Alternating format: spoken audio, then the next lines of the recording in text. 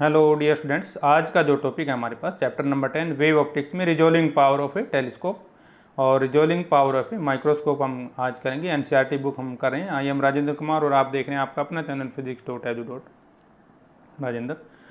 शुरू करते हैं हमारा आज का topic resolving power. Resolving power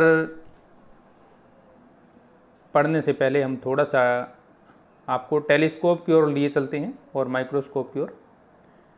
उसमें हमने angular resolution of telescope is determined by the objective of the telescope, पिछले यूनिट में हमने किया था। जैसे stars which are not resolve in the image produce by objective can not be resolve by any further magnification produce by the eye piece, हमने उसमें लिया था। The primary purpose of eye piece is to provide magnification of the image produce by the objective. और अब हम बात करेंगे resolution या रिजोल्विंग पावर होती क्या है। डेफिनेशन हमारी इसमें सिंपल रहेगी। It is defined as inverse of the distance और angular separation between two object which can be just resolve when viewed through the optical instrument. यानी कि हम जब कभी भी किसी भी ऑप्टिकल इंस्ट्रूमेंट की मदद से किसी को देखते हैं, किसी भी ऑब्जेक्ट को देखते हैं और वो हमारी समस्या रिजोल्व हो जाए तो वो कहलाती है रिजोल्विंग पावर। ऑप्टिकल इंस्ट्रूमेंट ले सकते हैं, माइक्रोस्कोप ले सकते हैं, टेलीस्कोप ले सकते हैं। और इसका जो सबसे अच्छा जो पॉइंट था हमारे पास, रेली थे जो हमारे, उसने लिमिटिंग रेजोल्यूशन के बारे में बताया था। तो उसने कहा था the optical instrument are based on the law of geometrical optics. Law of geometrical optics पर बेस्ड है हमारे जो ऑप्टिकल इंस्ट्रूमेंट है। इसलिए image of a point object produced by an optical instrument must be a geometric point होना चाहिए उसका। In practice the image of a bright geometric point produced by a lens is never a geometric point. It is always a circular patch of light with bright disk at the center surrounded by alternate dark and bright rings. It arises because of the diffraction of light. If two bright point objects lying very close each other are seen with a naked eye या with the help of an optical instrument like microscope या telescope, then they may or may not be seen as two separate distinct objects due to overlapping of their diffraction pattern. तो की point इसमें क्या रहेगा, note कर लीजिए। Two object are said to be just resolve if the separation between the central maxima of their diffraction pattern is just equal to the distance between the central maximum and first secondary minimum of any of two objects। तो definition हमारी resolving power की क्या रहेगी, पढ़ लीजिए एक बार, इसको revise कीजिए। अच्छा डेफिनेशन है, छोटा सा डेफिनेशन है। दूसरे शब्द में यदि हम कहना चाहें, द स्मॉलेस्ट सेपरेशन, चाहे लीनियर हो चाहे एंगुलर हो, between the two points objects at which they appear just separated is called the limit of resolution of an optical instrument and is the reciprocal of the limit of the resolution is called resolving power. कहने का मतलब क्या है, whenever the two objects are seen as two separate points objects और not depend on the separation between the center of the bright disk of the images of the two objects। इसलिए हम कहते हैं when two objects are seen with a naked eye or with the help of an optical instrument, the two objects may be just resolved and well resolved or unresolved as, जैसा कि हम कहना चाहिए, मतलब वो रिजोल्व भी हो सकता है, अच्छी तरह से रिजोल्व भी हो सकता है, या बिना रिजोल्व के भी रह सकता है। तीन पॉइंट हो गए हमारे, जस्ट रिजोल्व हो सकता है, या वेल रिजोल्व हो सकता है, या अनरिजोल्व हो सकता है। ठीक है ना। तो जस्ट रिजोल्व का मतलब the two object are said to be just resolve if the separation between the central maxima of two object is just equal to the distance between the central maximum and first minimum of any two object. और well resolve किसको बोलेंगे? If the separation between the central maxima of two object is greater than, इसमें क्या आएगा? Is greater than. Just resolve में क्या था? Is equal to, इसमें क्या आएगा? Is greater than the distance between the central maxima and the first minimum of any of two object. और तीसरा अनरिजॉल्व में क्या रहेगा? Separation between central maxima of two bodies is less. देखिए just resolve में क्या था? इक्वल था, और वेल रिजॉल्व में क्या हो गया? ग्रेटर था, और अनरिजॉल्व में क्या आएगा? Is less than the distance between the central maxima and first minima of any two object.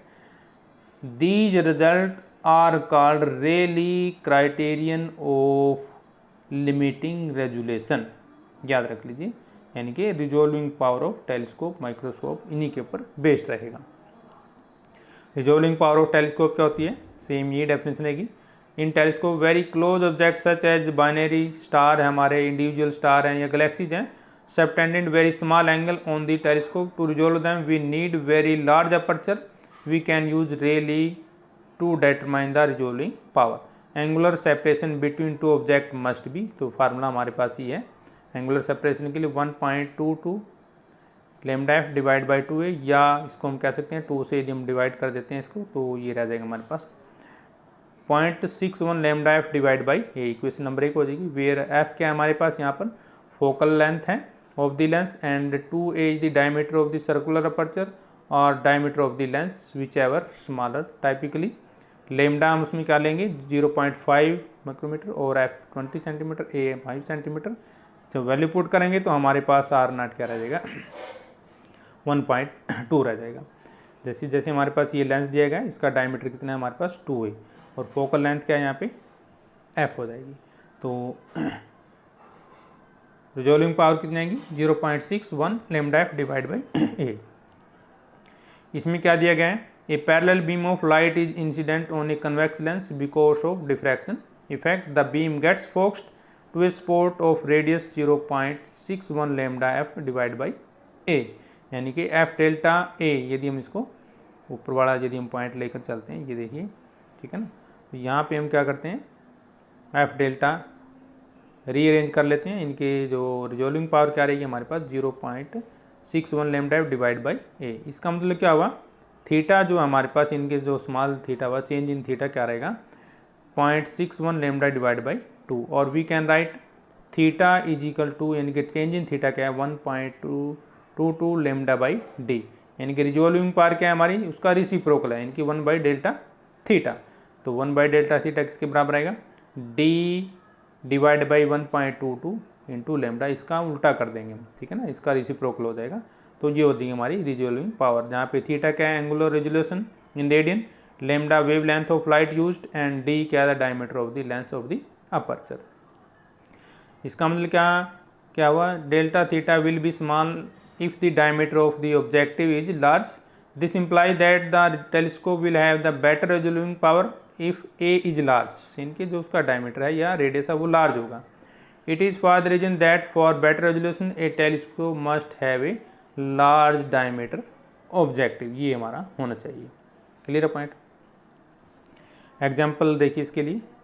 Assume that a light of wavelength 6000 angstrom is coming from a star. What is the limit of the resolution of telescope? Was object has a diameter of 100 inch आ जाएगा, ठीक है ना। तो पहले तो हम इसको चेंज कर लेते हैं सेंटीमीटर में, तो इसको चेंज कर लेते हैं सेंटीमीटर है। 6 × 10⁻⁻5 है हमारे पास, ये 6 × 10⁻⁻5। तो फिर हमारे पास चेंज क्या आएगा? चेंज इन एंगल जो थीटा रहेगा हमारे पास रेजोल्यू, वो क्या आएगा? पॉइंट वैल्यू पुट करेंगे 0.61 × 6 × 10⁻⁻5 डिवाइड बाई 127। सोल्व करने से कितना आ जाएगा? 2.9 × 10⁻⁻7। Clear point?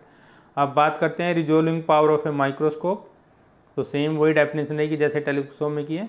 Is given by reciprocal of minimum separation of 2 point seen as distinct. ये मिनिमम पॉइंट हो जाएगा।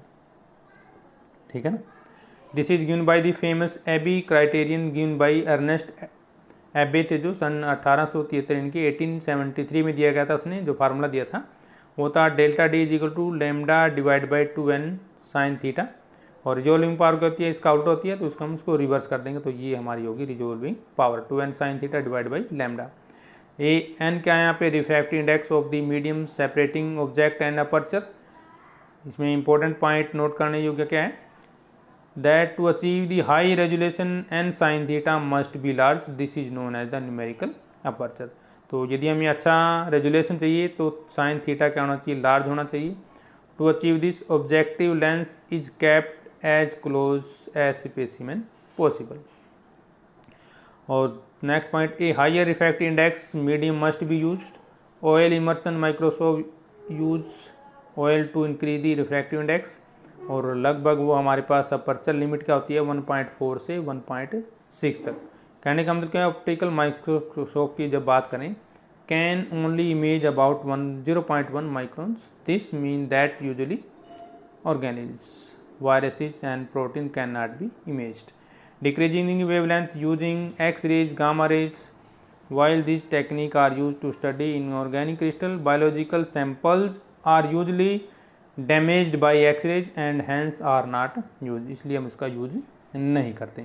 तो ये था हमारे पास आज का जो मुख्य टॉपिक था, मेन पॉइंट थे हमारे। न्यूमेरिकल कर लेते हैं हम इसके ऊपर, छोटा सा एक न्यूमेरिकल ले लेते हैं, कैलकुलेट करेंगे हम। आप नोट कर लीजिए पहले कॉपी में क्या है। Calculate the resolving power of a telescope whose objective lens has an aperture of 1.0 metre, जिसकी अपर्चर क्या है 1.0 मीटर है हमारे पास, ठीक है। और वेव लेंथ यानी कि लैम्डा दी गई है हमारे पास 500 नैनोमीटर, ठीक है। अब निकालना है क्या, रिजॉल्विंग पावर। रिजॉल्विंग पावर का आपको यदि फार्मूला याद हो वो क्या होता है, D by 1.22 lambda, 1 D by 1, यहाँ से नीचे लिख देते हैं, देखिए